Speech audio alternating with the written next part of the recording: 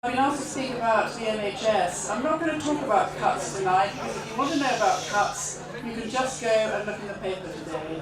You know, Freedom of Information request reveals 50,000 jobs to go from the NHS. A lot of those are frontline services, and if your hip replacement has just been called an efficiency saving, you're probably not feeling very pleased with the government at the moment. So what I want to talk about is something that's going on really much more behind the scenes, and it's the health bill which is going through Parliament at the moment. And before they got elected, the Tories said no more pointless top-down reorganisations. And the first thing they did when they got in was the biggest ever reorganisation of the NHS since it was founded in 1948. So big that David Nicholson, the CEO, said, you can see this reorganisation from outer space. So they lied to us, and they have no evidence for what they're doing. And if Mr. Lansley was a doctor, he would have been struck off by now.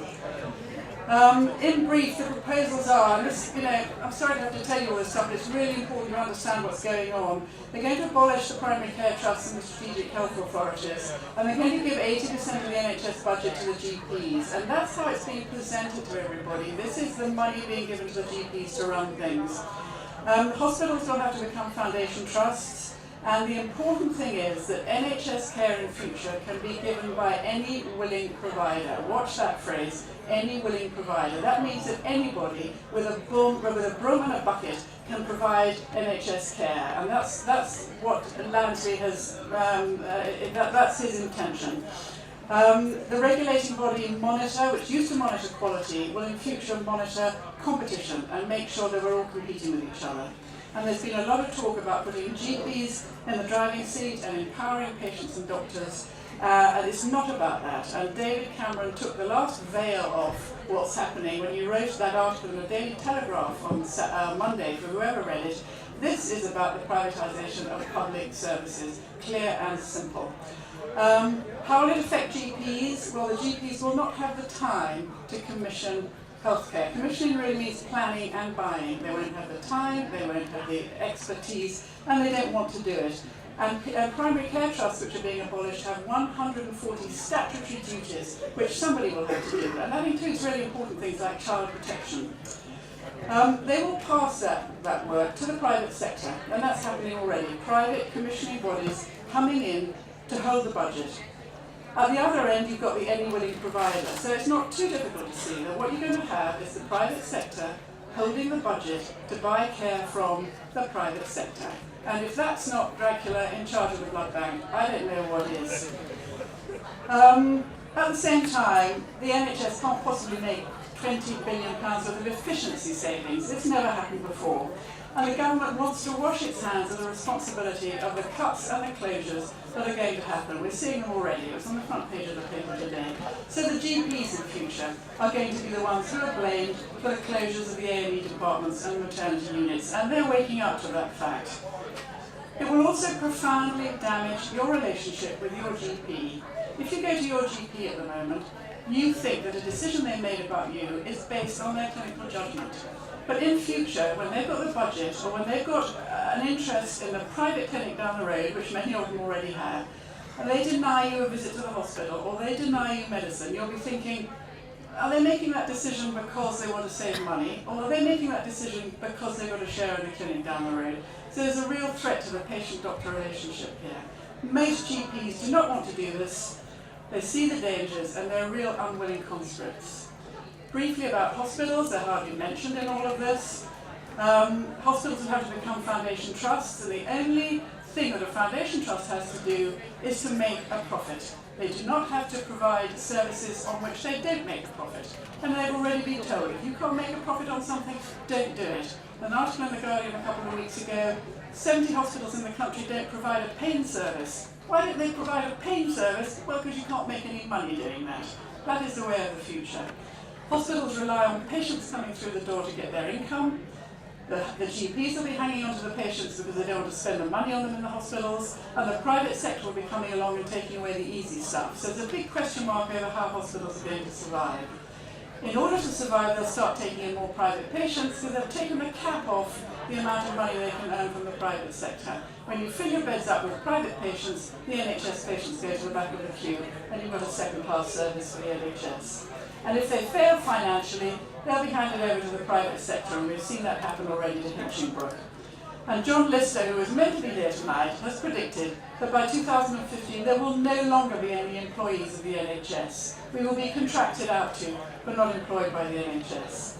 No more public accountability, everything done behind closed doors and behind the cloak of commercial confidentiality. And as for the training the next generation, I don't know if we've got any medical students here tonight. Not SOAS. Okay, well, we won't have any medical students here in the future, that's for sure. Because, hello, thank you for coming. The private sector don't want anything to do with training. It's very expensive to train people. The only time they're interested in training is when they come along and poach the NHS trainees.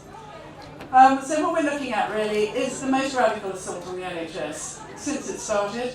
Liberating the NHS means unprecedented cuts, job losses, denial of accountability, and galloping privatisation. It means liberating the NHS budget to the corporate sector.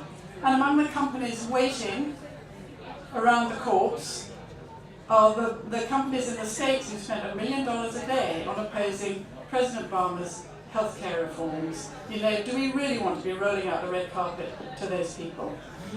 So, in conclusion, if passed, this legislation will mean the end of the NHS as we know it. And that's not me, that's the head of the College of General Practitioners in this country.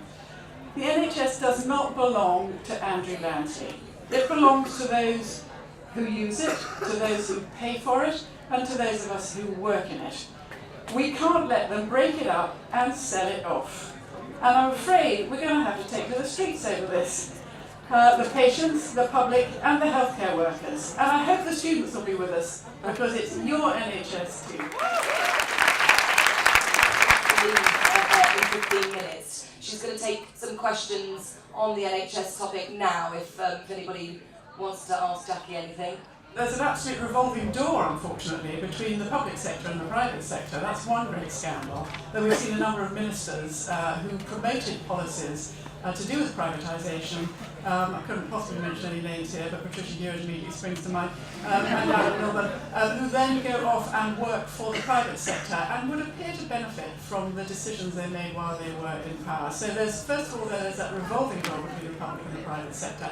Then there's the fact that I think that the private sector companies who stand to benefit from this, you're quite right, and thanks for raising it, have given somewhere approximately £750,000 to the Tory party, and it's particularly £21,000, I believe, to Andrew Lansley's office before the election. And so there is a very sordid relationship between the Tories and the private sector, and that we can expect to see that flourish under these new arrangements, unless we can stop them, I'm afraid. The future training I touched on briefly, nobody has the faintest idea how this is going to work in the future. All they'll say, Simon Byrne, one of the health ministers, came to a meeting at the BMA last week, and when he was pushed by a medical student, all he could say was it's going to somehow be devolved locally. You cannot devolve the training of the next generation of health professionals down locally. It's got to be a national planning, it's got to be workforce planning, and that's what I meant when I said they're making this up as they go along. And every time a new problem arises, they make up another stupid answer to it. But it is why, there are two reasons why your generation has got to hit the streets over this. You use the NHS, and you will use the NHS in future. And those of you who rely on it for training are going to see that training. It's been a terrific thing, the NHS. It's just something we automatically do in the NHS, is we train the next lot. And we're programmed for that. We have extra time built in and extra space. The private sector are not interested in doing that, and we've got no idea what's going to happen to training. Thanks. Okay, last question, Corinne. Jacky, I just wanted to ask, the second reading for the bill was a few days ago, but when is the actual vote for the bill? Because I know it's in March. Do you have any idea? I'm not very good at parliamentary timetables, because as I understand it at the moment, it's gone to committee stage. And the committee, of course, has a majority of the coalition on it. and I'm told it's likely to be guillotined. In other words, it'll be pushed through very quickly, and at that point any government amendments will be adopted and any non-government amendments will be dropped. And my understanding is that they haven't adopted a single amendment so far. So what they did with this, they put out a white paper, they put out asked for a consultation, they had 6,000 responses, they didn't listen to any of them, and they produced the bill. You know, it's an absolute anti-democratic disgrace, the whole damn thing, because we didn't vote for this, nobody asked for the NHS to be dismantled. And really, you know, we've got somebody who's going to talk about Egypt, and we're really looking forward to hearing that. This is a completely anti-democratic thing that's happening to us, and that's why we've got to take to the streets about it. We really should not put up with it. Thanks so much to Jacky for this inspiring speech. I think it's very important for our students to have someone from the NHS coming here to talk to us about what's going on, because it's easy for us to forget that we are inserted in the wider society, but it's so important that we are aware of what's going on and we get involved with the struggle for the NHS, because at the end of the day we fought for our university to keep higher education public. Now we've got to do it for all the other public services, and it's crucial.